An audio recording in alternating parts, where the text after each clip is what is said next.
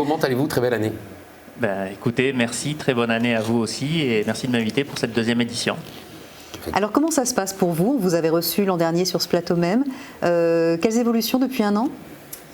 Écoutez, on a continué notre croissance de façon régulière, toujours avec notre ADN d'être très customer-centric. On présentera peut-être un petit peu ce qu'on fait chez Middeal à nouveau. Aujourd'hui, on est 70. On a développé notre filiale à Barcelone. Vous étiez combien l'an dernier? Un peu moins de 45. Voilà. On a aussi eu un label BPI Excellence. On en est plutôt fiers, sans avoir levé de fonds. Et bien accompagné par BPI en région. On a été accéléré par BPI aussi, donc voilà, plein de bonnes choses. Alors rappelez-nous en deux mots un peu ce qu'est Middeal, et puis après vous nous parlerez aussi de votre implantation sur Barcelone dont vous nous parliez déjà il y a un an. Mais ce coup-ci c'est fait. Voilà.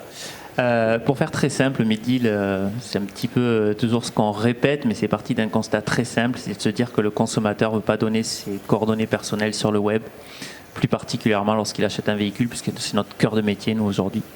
Et pour répondre à tous ces internautes, on propose des solutions de chat, de vidéo live. On a aujourd'hui en plus des studios vidéo live. On a 750 mètres carrés de studios vidéo à Rivesaltes. Et on va s'agrandir d'ailleurs dans des locaux intramuros à Rivesaltes. On est bien accompagné par la mairie et par la région à ce titre-là.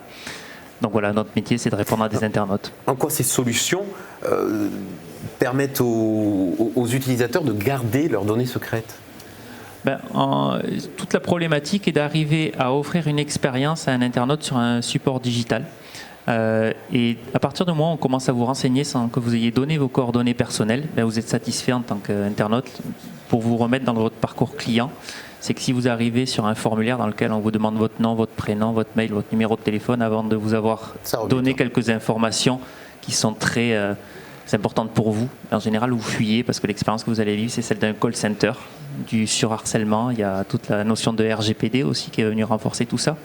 Alors que si avant de vous traquer vos données personnelles sur un chat, je vous informe, je vous réponds si vous avez des interrogations, notamment sur de l'électrique. Voilà, tout ça c'est intéressant. Quelles sont vos perspectives? Donc vous êtes à Barcelone déjà, c'est déjà une étape supplémentaire. Oui. Pourquoi Barcelone? Barcelone, tout simplement, la proximité géographique. Culturellement aussi, on est assez proche. Mais c'est surtout le hub européen, Barcelone, de la relation client. Dans notre métier, on a beaucoup d'aspects de relation client puisque les experts qui interagissent sont nos collaborateurs et ce sont des humains. On nous pose souvent la question, est-ce que ce sont des bots? Non, ce sont des humains. Ce sont de vrais experts de la relation client.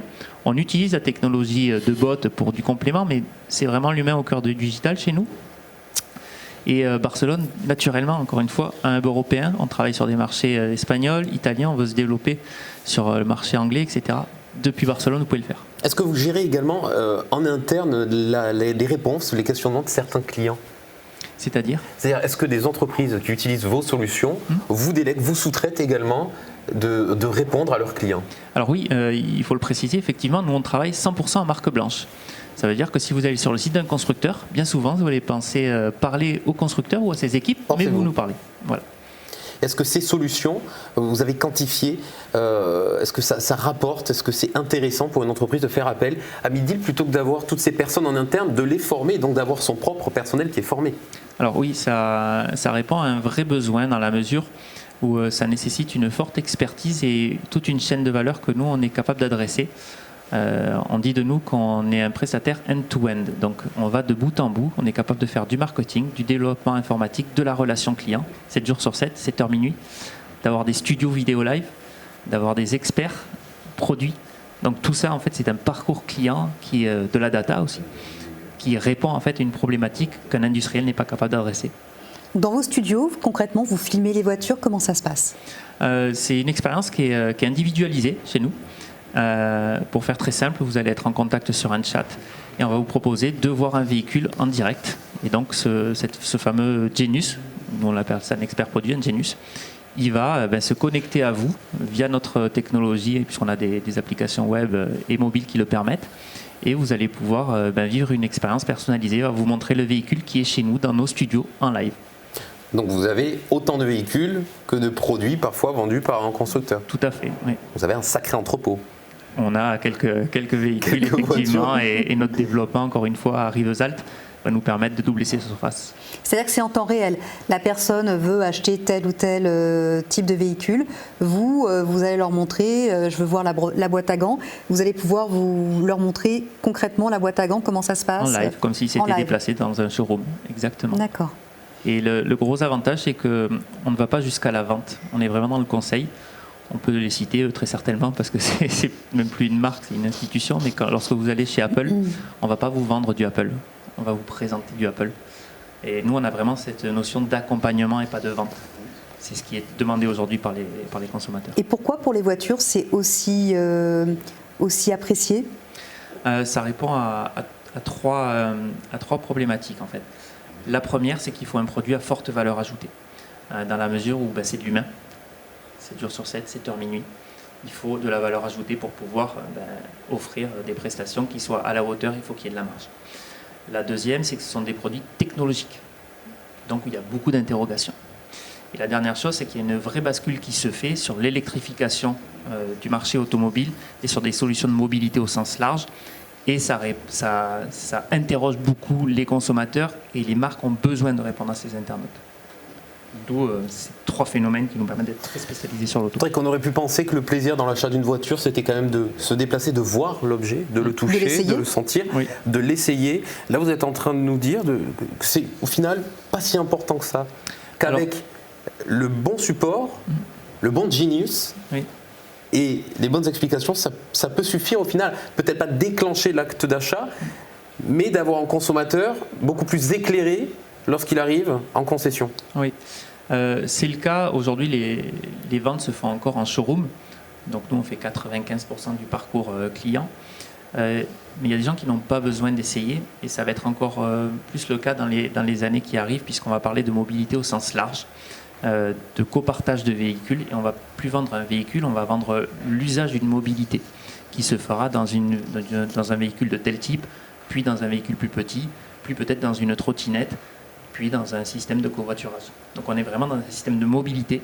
Et aujourd'hui, le véhicule, ce qui intéresse un internaute, un consommateur, c'est la connectivité, c'est le temps de recharge, parce que les prestations, en dehors de celles-ci, en général, elles sont assez connues, les configurateurs sont plutôt très bien faits. Donc oui, il y a encore des essais, et tant mieux, il y a encore des points de vente, et il y en aura très longtemps, parce qu'une automobile, ça se déplace, donc forcément, il faudra des points de vente. Mais le parcours est de plus en plus digitalisé. Tout comme on s'est interrogé il y a quelques années en se disant est-ce que je vais acheter un jean sur internet ou un t-shirt, après tout, il faut que je l'essaie. On n'y croyait pas d'ailleurs, les chaussures par exemple, c'est des choses... Et finalement aujourd'hui on voit que...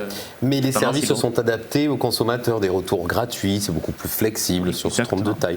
Donc au final à vos clients, vous livrez des consommateurs complètement qualifiés, ou presque qualifiés, à 5% près. Et on apporte une vraie plus-value en termes d'expérience.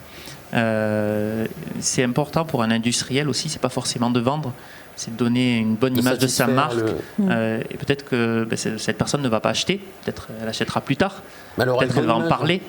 Et surtout quand, encore une fois, on parle de mobilité, c'est un vrai enjeu pour le futur. Donc les clients, lorsqu'ils font appel à vos services, ils sont en quelque sorte un peu plus qualifiés, un peu mieux qualifiés pour pouvoir ensuite acheter le produit qui finalement leur convient. Oui. Et vous savez calculer le taux de personnes qui finalement passent à l'achat ?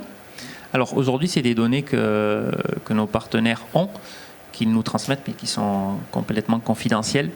Ce qui est certain, c'est qu'entre un contact, ce qu'on peut appeler un contact froid, et ce genre de contact qui, au bout du compte, on fait, vous pouvez imaginer du chat pendant le jeudi, admettons, ils sont venus le samedi, ensuite ils ont fait une expérience vidéo, etc.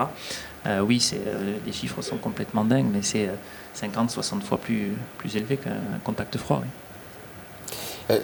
D'attirer le lead, ça reste à la charge de votre client. C'est-à-dire faire venir l'utilisateur jusqu'à son site, c'est à la charge du client. Alors, vous récupérez le lead une fois qu'il est sur le site. On a deux approches. La première, en 100% en marque blanche. Donc effectivement, pour faire simple, vous arrivez sur le site d'un constructeur. On est là en marque blanche, c'est le flux qui arrive sur le site web. Et c'est le constructeur qui a fait du SEO, qui a fait du Google AdWords et qui a fait arriver l'utilisateur jusqu'à que vous le récupériez. Oui. On fait ça aussi derrière des réseaux sociaux, Facebook, Instagram, WhatsApp, bon bref, on fait des messageries au sens large. Et on a une autre approche où là on va chercher des contacts via nos propres technologies, nos propres algorithmes, on a une vraie expertise sur quel est le consommateur type qui va chercher un véhicule. On a des centaines de milliers de conversations. On a été créé en décembre 2017. On est 70 avec les 2/3 des agents qui sont des experts omnicanal de la relation client. Donc, vous imaginez qu'il y a beaucoup de chats, il y a beaucoup de leads. Et aujourd'hui, on est capable, via nos algorithmes, de déterminer quels sont les profils les plus intéressants qui sont à même d'acheter un véhicule et d'aller les cibler sur un réseau social et de leur proposer d'entrer en contact avec une marque. Donc, on a les deux approches.